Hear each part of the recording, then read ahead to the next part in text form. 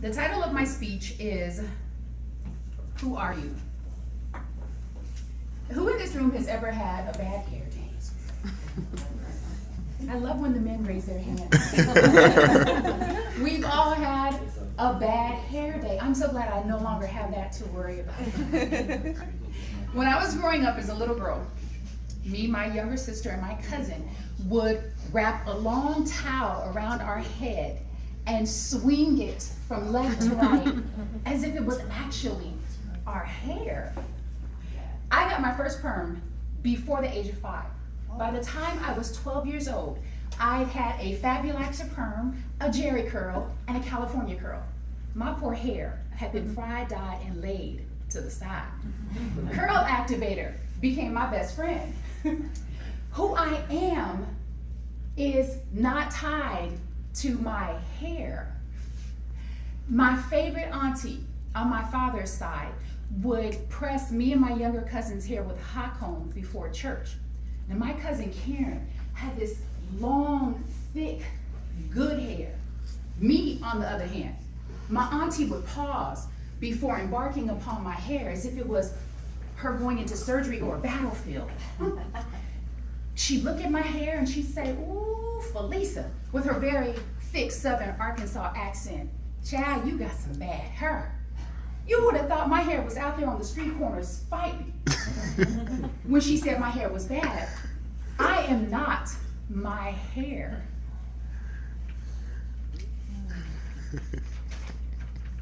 It's difficult, to say the least, to not allow ourselves to be defined by the cars we drive, the type of work we embark upon, the amount of money we make.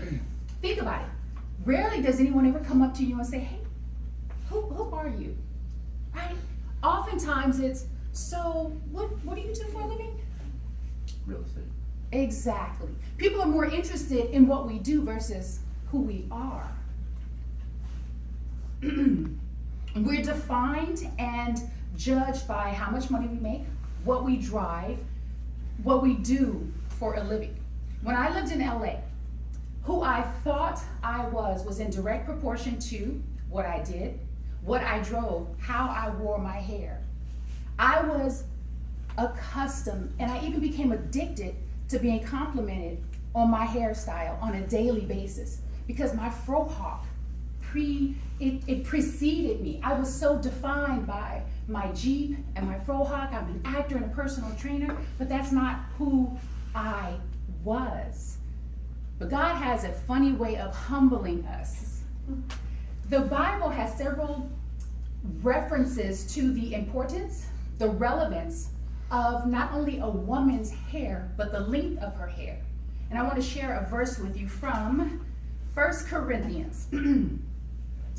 1 Corinthians 15 from the New Testament says, "But if a woman have long hair, it is a glory to her. We should follow the suggestions of nature. If a woman has naturally long hair, which is given to her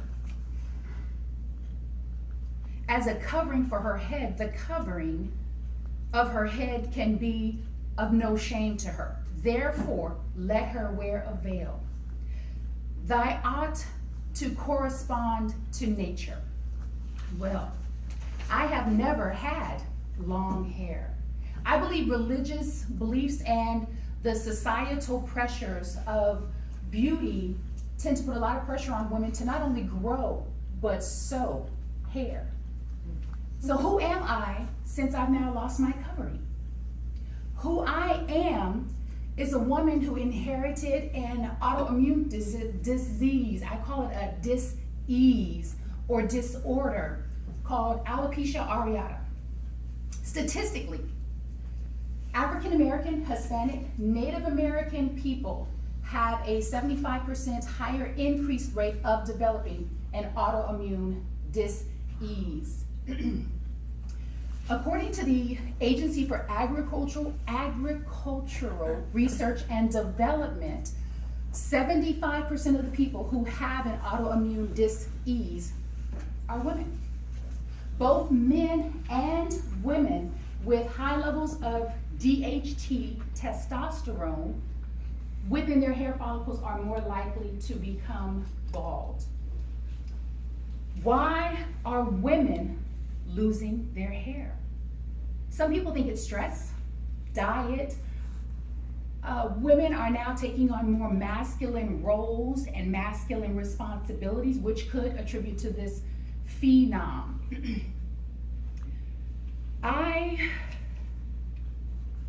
Excuse me. A lot of people ask me, what exactly is an autoimmune disease or disorder?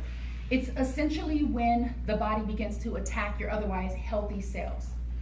When it comes to alopecia areata, it's attacking the hair follicles. There's no known cure or a real clear reason. There are treatments, but as of today, some women will grow parts of their hair back and it may fall out, as well as men. It's not a gender-based condition. Today, I know that I am not my hair. You know, last week I was supposed to come in and do this speech, and I was overcome with still having moments of feeling uncomfortable in my own skin and fearful and insecure, to the point where I caused myself to get sick. I got a terrible headache, and I said, you know, I don't think I'm ready. Today I am ready. As I connect with women and even young girls on social media, I am reminded of my why, who I am, who we all are as a collective. And all's not lost. I mean, there are some upsides to being bald. I can now walk around in the rain and no longer hide the color. I no longer make excuses about going into the pool, other than I can't swim and I might drown.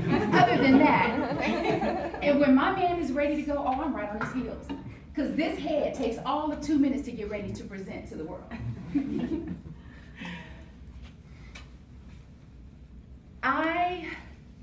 I believe who I am is not so different from every one of you sitting in this room. We all have something. We're all going through something in hopes of getting to the other side of it, stronger, wiser, and better for it. Let us no longer be defined by the cars, the jobs, the size of our homes, how much money we make, our hair, or lack thereof. Embrace the whole of who you are.